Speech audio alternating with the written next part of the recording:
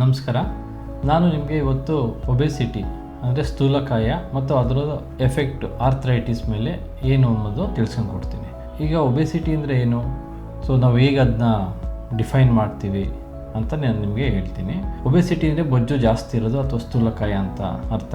So ಇದು WHO standards ಅಂದರೆ world health organisation ಅದು ಸ್ಟ್ಯಾಂಡರ್ಡ್ಸಲ್ಲಿ ಡಿಫೈನ್ ಮಾಡಿದ್ರೆ BMI ಅಂತ ಹೇಳ್ತೀವಿ, ಬಾಡಿ ಮಾಸ್ ಇಂಡೆಕ್ಸ್. ಸೊ ಅದು ಸಿಂಪಲ್ ಟೂಲು, ಅದು ನೀವು ಕೂಡ ಕ್ಯಾಲ್ಕುಲೇಟ್ ಮಾಡ್ಬೋದು. ಅದು weight divided by height in meter square, ಅದನ್ನ ಕ್ಯಾಲ್ಕುಲೇಟ್ ಮಾಡಿದ್ರೆ BMI ಬರುತ್ತೆ. ಸೊ ಅದ್ರ ಕ್ಲಾಸಿಫಿಕೇಶನ್ ಇರುತ್ತೆ. So usually 18 to 25 normal weight ಅಂತ ಹೇಳ್ತೀವಿ, 25 to 30 ಓವರ್ ವೇಟ್ ಅಂತ ಹೇಳ್ತೀವಿ, 30 to 35 class 1 obesity, 35 to 40 class 2, ಮತ್ತೆ 40 ಆದಮೇಲೆ ಮಾರ್ಬಿಡ್ ಒಬೆಸಿಟಿ ಅಂತ ಹೇಳ್ತೀವಿ. ಇದು ಯೂಶಲಿ ಇಂಟರ್ನ್ಯಾಷನಲ್ ಸ್ಟ್ಯಾಂಡರ್ಡ್ಸ್ಗೆ ಅದು ಅನ್ವಯ ಆಗುತ್ತೆ. ನಮ್ಮ ಇಂಡಿಯನ್ಸು ಫಾರಿನ್ ಕಂಪೇರ್ ಮಾಡಿದ್ರೆ ಅವ್ರ ಒಬೆಸಿಟಿ ಅಥವಾ ಅವ್ರ ಬಾಡಿ ಮಾಸ್ ಕಡಿಮೆ ಇರುತ್ತೆ. ಸೊ ಅದಕ್ಕೆ ಇಂಡಿಯನ್ ಮಾಡಿಫಿಕೇಶನ್ ಮಾಡಿದ್ದಾರೆ. ಅದರೊಳಗೆ 18 to 23 normal, 23 to 25 over wait. So more than 25 ಇದ್ರೆ ಒಬೆಸಿಟಿ ಅಂತ ಕನ್ಸಿಡರ್ ಮಾಡ್ತೀವಿ. ಮತ್ತೆ ಈಗ by 2050 1 in every 3rd person will be obeys in India. ಅಂದ್ರೆ ಒಬೆಸಿಟಿದು ತುಂಬಾ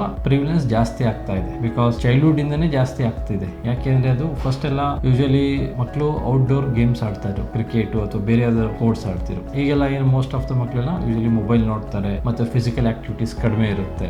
ಪ್ಲಸ್ ಫುಡ್ ವೈಸ್ ಕೂಡ ಅದು ಅವ್ರಿಗೆ ಅಫೆಕ್ಟ್ ಆಗ್ತಿದೆ. ಸೊ ಇದೆಲ್ಲ ಒಬೆಸಿಟಿ ಇಂಡಿಯಾದಲ್ಲಿ ಜಾಸ್ತಿ ಆಗಕ್ಕೆ ಕಾರಣಗಳು. ಸೊ ಇದು ಹೇಗೆ ಸಂಧಿವಾತ ಅಥವಾ ಜಾಯಿಂಟ್ ಮೇಲೆ ಅಫೆಕ್ಟ್ ಮಾಡುತ್ತೆ? ಇದು 3 ತರ ಅಫೆಕ್ಟ್ ಮಾಡುತ್ತೆ. ಒಂದು, ಒಬೆಸಿಟಿ ಜಾಸ್ತಿ ಆದಾಗ ಸೊ ಬಾಡಿ ವೆಯ್ಟ್ ಏನಿರುತ್ತೆ ಅದು ಜಾಯಿಂಟ್ಸ್ ಮೇಲೆ ಜಾಸ್ತಿ ಆಗುತ್ತೆ. ಸೊ ಕಾಮನ್ ಆಗಿ ಅಫೆಕ್ಟ್ ಆಗೋ ಜಾಯಿಂಟ್ ಯಾವುದು? ಮಂಡಿ, ಹಿಪ್ಸ್ ಅಂದ್ರೆ ತೊಡೆ ಸಂದಿ ತರ ಜಾಯಿಂಟ್ಗಳು, ಮತ್ತೆ ಬ್ಯಾಕ್, ಮತ್ತೆ ಪಾದ. ಸೊ ಇಲ್ಲಿ ಯಾವಾಗ ಜಾಸ್ತಿ ವೆಯ್ಟೇಜ್ ಆಗುತ್ತೋ ಸೊ ಪ್ರೆಷರು ಅದ್ರ ಮೇಲೆ ಬೀಳುತ್ತೆ. ಎರಡನೇದಾಗಿ ಒಬೆಸಿಟಿ ಹೇಗೆ ಜಾಯಿಂಟ್ ಕಾಯಿಲೆ ಸಂಬಂಧಪಟ್ಟದ ಬಗ್ಗೆ ಅಫೆಕ್ಟ್ ಆಗುತ್ತೆ ಅಂದ್ರೆ ಸಿಸ್ಟಮಿಕ್ ಇನ್ಫ್ಲಮೇಷನ್ ಅಂತ. ಅಂದ್ರೆ ಒಬೆಸಿಟಿ ಅನ್ನೋದು ಫ್ಯಾಟ್ ಏನ್ ಬಾಡಿಲಿ ಇರುತ್ತಲ್ಲ ಅದು ಇನ್ಆಕ್ಟಿವ್ ಆಗಿರಲ್ಲ, ಸದಾ ಆಕ್ಟಿವ್ ಆಗಿರುತ್ತೆ. ಆಕ್ಟಿವ್ ಆಗಿ ಅಂದ್ರೆ ಅದು ಇನ್ಫ್ಲಮೇಟರಿ ಮೀಡಿಯೇಟರ್ಸ್, ಅಂದ್ರೆ ನಮ್ಮ ರಕ್ತದಲ್ಲಿ ಒಂದು ಅಂಶಗಳು ಇರುತ್ತೆ, ಅದನ್ನ ನಾವು ಇನ್ಫ್ಲಮೇಟರಿ ಮೀಡಿಯೇಟರ್ಸ್ ಅಂತ ಕರಿತೀವಿ. ಸೊ ಅದನ್ನ ಉತ್ಪತ್ತಿ ಮಾಡ್ತಾ ಇರುತ್ತೆ. ಸೊ ಅದರಿಂದಾಗಿ ನಮ್ಮ ಬಾಡಿಲಿ ಒಂದು ಸಿಸ್ಟಮಿಕ್ ಇನ್ಫ್ಲಮೇಷನ್ ಅಂತ ಕ್ರಿಯೇಟ್ ಆಗುತ್ತೆ. ಸೊ ಅದು ಈ ರುಮಟಾಯ್ಡ್ ಆರ್ಥ್ರೈಟಿಸ್ ಆಗಿರ್ಬೋದು, ಆಸ್ಟಿಯೋಆರ್ಥ್ರೈಟಿಸ್ ಆಗಿರ್ಬೋದು, ಸೋರಿಯಾಟಿಕ್ ಆರ್ಥ್ರೈಟಿಸ್ ಆಗಿರ್ಬೋದು. ಸೊ ಅಂತ ಕಾಯಿಲೆಗಳಲ್ಲಿ ಅದು ಕೂಡ ತೀವ್ರತೆನ ಜಾಸ್ತಿ ಮಾಡುತ್ತೆ. ಸೊ ಇದು ಇಂಡೈರೆಕ್ಟ್ ಆಗಿ ಆ ಕಾಯಿಲೆ ಬರೋದಕ್ಕೆ ಕಾರಣ ಆಗುತ್ತೆ. ಮೂರನೇದಾಗಿ ಟ್ರೀಟ್ಮೆಂಟ್ ರೆಸ್ಪಾನ್ಸು. ನೀವು ಒಬ್ಬ ಒಬೇಸ್ ಪೇಷಂಟು ಒಬ್ಬ ನಾರ್ಮಲ್ BMI ಪೇಷಂಟ್ ಕಂಪೇರ್ ಮಾಡಿದ್ರೆ, ಒಬೇಸ್ ಪೇಷಂಟಲ್ಲಿ ಟ್ರೀಟ್ಮೆಂಟ್ ನಾವೇನು ಮೆಡಿಕೇಶನ್ಸ್ ಕೊಡ್ತೀವಿ ಆರ್ಥ್ರೈಟಿಸ್ಗೆ ಆಗಿ ಬರೋದು ಅಥವಾ ಆಸ್ಟಿಯೋಆರ್ಥ್ರೈಟಿಸ್ಗೆ ಅಥವಾ ಸೋರಿಯಾಟಿಕ್ ಆರ್ಥ್ರೈಟಿಸ್ಗೆ, ಸೊ ಅವ್ರಲ್ಲಿ ರೆಸ್ಪಾನ್ಸು ಕಡಿಮೆ ಬರುತ್ತೆ. ಯಾಕೆಂದ್ರೆ ಇವರಲ್ಲಿ ಆಲ್ರೆಡಿ ಇನ್ಫ್ಲಮೇಷನ್ ಜಾಸ್ತಿ ಇರುತ್ತೆ ಒಬೇಸ್ ಪೇಷಂಟ್ಸ್ ಅಲ್ಲಿ. ಸೊ ಅದಕ್ಕೆ ನಾವು ಮೆಡಿಕೇಶನ್ ಡೋಸ್ನ ಜಾಸ್ತಿ ಕೊಡಬೇಕಾಗುತ್ತೆ. ಒಂದೊಂದ್ಸಲಿ ಆ ಮೆಡಿಕೇಶನ್ ಕೂಡ ವರ್ಕ್ ಆಗೋದಿಲ್ಲ. ಜೊತೆಗೆ ಒಬೆಸಿಟಿ ಇರೋರಿಗೆ ಬೇರೆ ರಿಸ್ಕ್ ಫ್ಯಾಕ್ಟರ್ಸ್ ಕೂಡ ಜೊತೆಯಲ್ಲೇ ಇರುತ್ತೆ. BP ಆಗಿರ್ಬೋದು, ಶುಗರ್ ಆಗಿರ್ಬೋದು, ಮತ್ತೆ ಹಾರ್ಟ್ ಪ್ರಾಬ್ಲಮ್ ಆಗಿರ್ಬೋದು. ಸೊ ಇಂಥ ಪರಿಸ್ಥಿತಿಲಿ ನಾವು ಆರ್ಥ್ರೈಟಿಸ್ ಮೆಡಿಕೇಶನ್ಸ್ನ ಎಲ್ಲಾ ಪೇಷಂಟ್ಸ್ಗೂ ಕೊಡೋ ರೀತಿಲಿ ಕೂಡ ಅವ್ರಿಗೆ ಕೊಡಕ್ಕಾಗಲ್ಲ. ಯಾಕೆಂದ್ರೆ ಕೋಮಾರ್ಬಿಡಿಟೀಸ್ ಏನು ಹೇಳಿದ್ವ, ಡಯಾಬಿಟಿಸ್ ಆಗಿರ್ಬೋದು, ಹೈಪರ್ ಟೆನ್ಷನ್ ಆ ಥರ ಇದ್ದಾಗ ಸರ್ಟನ್ ಮೆಡಿಕೇಶನ್ಸ್ಗಳನ್ನ ನಾವು ತುಂಬ ಎಚ್ಚರಿಕೆಯಿಂದ ಕೊಡಬೇಕಾಗುತ್ತೆ. ಸೊ ಇಷ್ಟು ನಿಮಗೆ ಇದುವರೆಗೂ ನಾವು ಒಬೆಸಿಟಿಯಿಂದ ಹೇಗೆ ಜಾಯಿಂಟು ಮತ್ತು ಆರ್ಥ್ರೈಟಿಸ್ ಡಿಸೀಸ್ ಎಫೆಕ್ಟ್ ಆಗುತ್ತೆ ಅಂತ ಹೇಳಿದೆ. ಈಗ ಆರ್ಥ್ರೈಟಿಸ್, ಯಾವ ಆರ್ಥ್ರೈಟಿಸ್ ಒಬೆಸಿಟಿಯಿಂದ ಬರೋ ಚಾನ್ಸಸ್ ಜಾಸ್ತಿ ಇರುತ್ತೆ ಅಂತ ನಿಮ್ಗೆ ಹೇಳ್ತೀವಿ. ಒಬೆಸಿಟಿಯಿಂದ ಒಂದು ಆಸ್ಟಿಯೋಆರ್ಥ್ರೈಟಿಸು ಅಂದರೆ ಅಸ್ಥಿವಾತ. ಸೊ ಕಾಮನ್ ಆಗಿ ಮಂಡಿಲಿ ಬರುವಂಥದ್ದು, ತದನಂತರ ಕೈಯಲ್ಲಿ ಬರುವಂಥದ್ದು ಜಾಸ್ತಿ ಇರುತ್ತೆ. ಆಮೇಲೆ ಸೋರಿಯಾಟಿಕ್ ಆರ್ಥ್ರೈಟಿಸ್, ರುಮಟಾಯ್ಡ್ ಆರ್ಥ್ರೈಟಿಸ್, ಮತ್ತೆ ಗೌಟ್ ನಿಮ್ಗೆ ಗೊತ್ತಿದೆ ಯೂರಿಕ್ ಆಸಿಡ್ ಜಾಸ್ತಿ ಆಗೋದ್ರಿಂದ ಬರೋದು. ಸೊ ಒಬೇಸ್ ಪೇಷಂಟಲ್ಲಿ ಕೂಡ ಯೂರಿಕ್ ಆಸಿಡ್ ಲೆವೆಲ್ ಜಾಸ್ತಿ ಇರುತ್ತೆ. ಸೊ ಅದರಿಂದ ಅವ್ರಿಗೆ ಗೌಟ್ ಬರೋ ಚಾನ್ಸಸ್ ಜಾಸ್ತಿ ಇರುತ್ತೆ.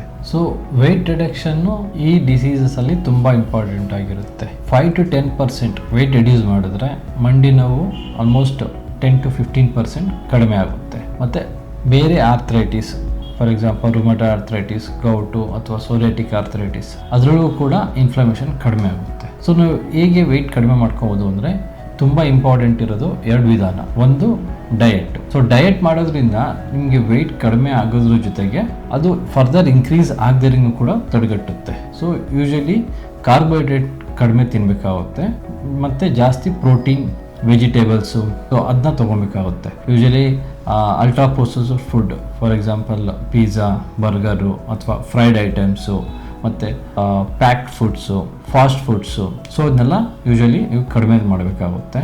ಆಮೇಲೆ packed cool drinks, so non veg intake ಅದನ್ನೆಲ್ಲ ಯೂಶಲಿ ರೆಡ್ಯೂಸ್ ಮಾಡಬೇಕಾಗುತ್ತೆ. ಅದ್ರ ಜೊತೆಗೆ ಎಕ್ಸಸೈಸಸ್ ಮಾಡಬೇಕಾಗುತ್ತೆ.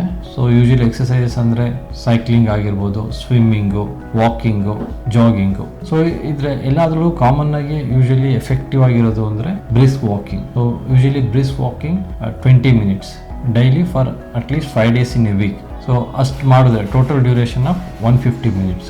ಸೊ ಅಷ್ಟು ಮಾಡಿದ್ರೆ ಯೂಶಲಿ ವೇಟ್ ರಿಡಕ್ಷನ್ ಆಗುತ್ತೆ. ಸೊ ಅದ್ರ ಜೊತೆಗೆ ಈ ಫಿಸಿಕಲ್ ಎಕ್ಸಸೈಸಸ್ ಪ್ಲಸ್ ಡಯಟ್, ಇದ್ರ ಜೊತೆಗೆ ಹೊಸದಾಗಿ ಈಗ ಯೂಶಲಿ ಇಂಜೆಕ್ಷನ್ಸು ಬಂದಿದೆ. ಆ ಇಂಜೆಕ್ಷನ್ಸು ಯೂಶಲಿ ವೀಕ್ಲಿ ತೊಗೊಬೇಕಾಗುತ್ತೆ, ಮತ್ತು ಅದ್ರ ಕಾಸ್ಟ್ ಕೂಡ ಜಾಸ್ತಿ ಇರುತ್ತೆ.